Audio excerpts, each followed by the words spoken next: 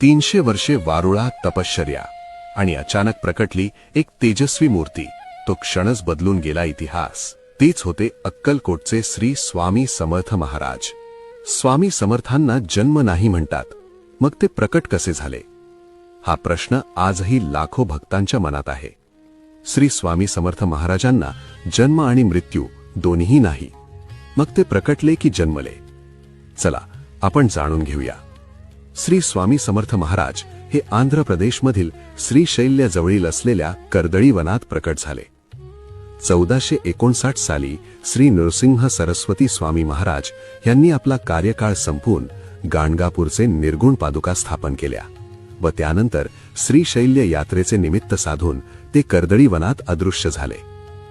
याच कर्दळी वनात सुमारे 300 ते 350 वर्ष महाराजांनी कठोर तपश्चर्या केली आणि त्या काळामध्ये मुंग्यांनी त्यांच्या अंगावरती वारुळ रचले.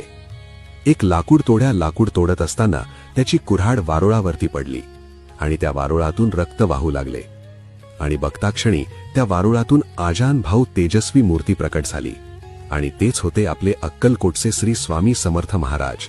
आणि त्याच दिवसाला आपण प्रकट दिन म्हणून साजरा करतो. नंतर ते काशी, प्रयाग असे भ्रमण करत ते उत्तरेकडून दक्षिणेस आले. 1856 मध्ये स्वामी समर्थ यांनी अक्कलकोटमध्ये प्रवेश केला आणि सगळ्यात आधी ते याच खंडोबा मंदिरामध्ये थांबले होते. स्वामींनी 22 वर्ष अक्कलकोटमध्ये वास्तव्य केले आणि अक्कलकोट हे तीर्थक्षेत्र झाले. अक्कलकोट ही एक अशी जागा आहे जिथे स्वामींनी आपली साधना केली, भक्तांना आपले आशीर्वाद दिले आणि भिवू नकोस, मी तुझ्या पाठीशी आहे असा विश्वास दिला. तुम्हाला कधीही वेळ मिळाला तर नक्की एकदा अक्कलकोटला भेट द्या, कारण स्वामींच्या दर्शनाच्या वेळी एक वेगळीच आध्यात्मिक ऊर्जा जाणवते. ती मी तुम्हाला शब्दात सांगू शकत नाही.